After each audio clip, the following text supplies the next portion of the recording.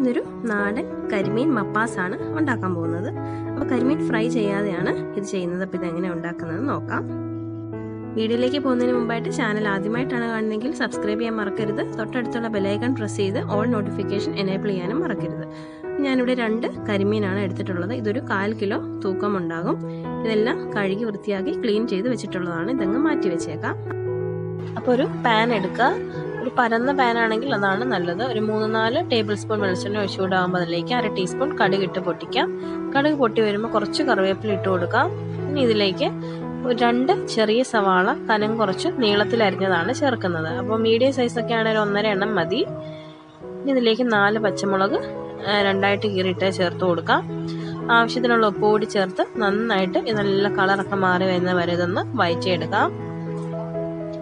ഇതിപ്പോൾ കണ്ട നന്നായിട്ട് കളറൊക്കെ മാറി നല്ല വാടി വന്നിട്ടുണ്ട്. ഇതിലേക്ക് 1 ടേബിൾ സ്പൂൺ ഇഞ്ചി വെളുത്തുള്ളി ചതച്ചതാണ് ചേർത്ത് കൊടുക്കുന്നത്. ഇതിൻ്റെ പച്ചമണം മാറാൻ ഒരു 2-3 മിനിറ്റ് ഒന്ന് വഴറ്റിയെടുക്കാം. ഇതിൻ്റെ പച്ചമണമൊക്കെ മാറി വന്നിട്ടുണ്ട്. പിന്നെ ഇതിലേക്ക് പൊടികളാണ് ചേർക്കുന്നത്. 1 ടീസ്പൂൺ ചതച്ച കുരുമുളക്, 3 ടീസ്പൂൺ മല്ലിപ്പൊടി, 1/4 ടീസ്പൂൺ മഞ്ഞൾപ്പൊടി, 3/4 ടീസ്പൂൺ ഗരം മസാല. അപ്പോൾ പൊടികളിലെ പച്ചമണം മാറാൻ വേണ്ടിയിട്ട് ഒരു 3 മിനിറ്റ് ലോ ഫ്ലെയിമിൽ ഇതൊന്ന് മൂപ്പിച്ചെടുക്കാം. ഇപ്പോൾ ഇതാ പൊടികളിലെ പച്ചമണമൊക്കെ മാറി വന്നിട്ടുണ്ട്. പിന്നെ ഇതിലേക്ക് 2 കപ്പ് തേങ്ങയുടെ 2ാം പാലാണ് ചേർത്ത് കൊടുക്കുന്നത്. നന്നായിട്ട് ഇളക്കി യോജിപ്പിച്ചതിന് ശേഷം ഉപ്പ് നോക്കിയിട്ട് കുറവുണ്ടെങ്കിൽ ചേർത്ത് കൊടുക്കാം. ഞാനിപ്പോൾ കുറച്ച് ചേർത്ത് കൊടുത്തിട്ടുണ്ട്. ഇനി ഇതൊന്ന് തിളച്ച് വരട്ടെ. ഇതിപ്പോൾ നന്നായിട്ട് തിളച്ച് വന്നിട്ടുണ്ട്. ഇനി ഇതിലേക്ക് മീനിട്ട് കൊടുക്കാം. അത്യാവശ്യം ചാറൊക്കെ കുറുകിയും വന്നിട്ടുണ്ട്. അപ്പോൾ മീനിന്റെ മുകളിലേക്ക് ചാറൊന്ന് ഒഴിച്ചു കൊടുക്കാം. ഇനി ഇത് ഒരു ഹൈ ഫ്ലെയിമിൽ വെച്ചിട്ട് 10 മിനിറ്റ് ആണ് കുക്ക് ചെയ്യേണ്ടത്. അപ്പോൾ ഇത് അതിൽ കൂടുതൽ വെക്കരുത്, പൊടിഞ്ഞു പോകും. അപ്പോൾ ഇത് അടച്ചു വെച്ച് ഒരു 10 മിനിറ്റ് ഒന്ന് കുക്ക് ചെയ്തെടുക്കാം. ഹൈ ഫ്ലെയിമിൽ വേണം വെക്കാനായിട്ട്. ഇപ്പോൾ ഇതാ 10 മിനിറ്റ് കഴിഞ്ഞിട്ടുണ്ട്. അപ്പം ഞാൻ ഒന്ന് തിരിച്ചിട്ട് കൊടുത്തിട്ടുണ്ടായിരുന്നു. തിരിച്ചിട്ട് കൊടുത്തില്ലെങ്കിലും കുഴപ്പമൊന്നുമില്ല. കണ്ടോ, മീൻ നന്നായിട്ട് കുക്കായി വന്നിട്ടുണ്ട്.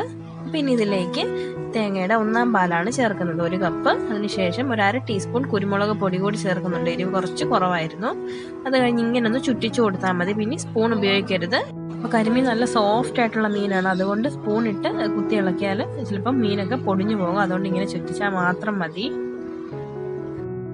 പിന്നെ ഇതിലേക്ക് ചേർക്കുന്നത് ഒരു മീഡിയം സൈസ് തക്കാളി വട്ടത്തിൽ മുറിച്ചതാണ്. അതിങ്ങനെ മേളിൽ കൂടി ഇട്ട് കൊടുത്താൽ മതി. അതിനുശേഷം കുറച്ച് കറിവേപ്പില, 1 പിടി കറിവേപ്പില കയ്യിലൊന്നിങ്ങനെ ഞെരടിയതിന് ശേഷം ഇട്ട് കൊടുക്കാം. കുറച്ച് പച്ച വെളിച്ചെണ്ണ കൂടി മേളിൽ കൂടി തൂവി കൊടുക്കാം. അതിനുശേഷം ആ കറിയിലേക്ക് ഈ തക്കാളിക്ക് ഇങ്ങനെ അങ്ങ് താഴ്ത്തി ഇട്ടാൽ മതി. അപ്പോൾ ആ ചൂട് കൊണ്ട് തക്കാളി കുക്കായിക്കോളും. ഇനി ഫ്ലെയിം ഓഫ് ചെയ്യാം. ഇനി ഇതിൽ ഒന്നും തന്നെ ചെയ്യാനില്ല, കറി റെഡി ആയിട്ടുണ്ട്. ഇനി ഇത് അടച്ചു വെച്ചേക്കാം. അപ്പോൾ ആ കറിവേപ്പിലയുടെ ഒക്കെ ഫ്ലേവർ ഇറങ്ങാൻ വേണ്ടിയിട്ട് ഒരു 10 മിനിറ്റ് അടച്ചു വെച്ചതിന് ശേഷം ഇതങ്ങ് സെർവ് ചെയ്താൽ മതി. അപ്പോൾ അതാ നല്ല നാടൻ കരിമീൻ മപ്പാസ് ഇവിടെ റെഡി ആയിട്ടുണ്ട്. അപ്പോൾ മീൻ ഫ്രൈ ഒന്നും ചെയ്യാതെ തന്നെ നല്ല ഈസി ആയിട്ട് ഒട്ടും തന്നെ പൊടിഞ്ഞൊന്നും പോകാതെ തന്നെ അടിപൊളി കരിമീൻ മപ്പാസ് ഉണ്ടാക്കി എടുക്കാൻ പറ്റും. അപ്പോൾ ഇഷ്ടമായാൽ എല്ലാവരും ഈ ഒരു കരിമീൻ മപ്പാസ് ഇങ്ങനെ ഒന്ന് ട്രൈ ചെയ്ത് നോക്കണം. വീഡിയോ ഇഷ്ടമായെങ്കിൽ ലൈക്ക് ചെയ്യാനും ഷെയർ ചെയ്യാനും ചാനൽ സബ്സ്ക്രൈബ് ചെയ്യാനും ഒന്നും മറക്കരുത്. Thanks for watching.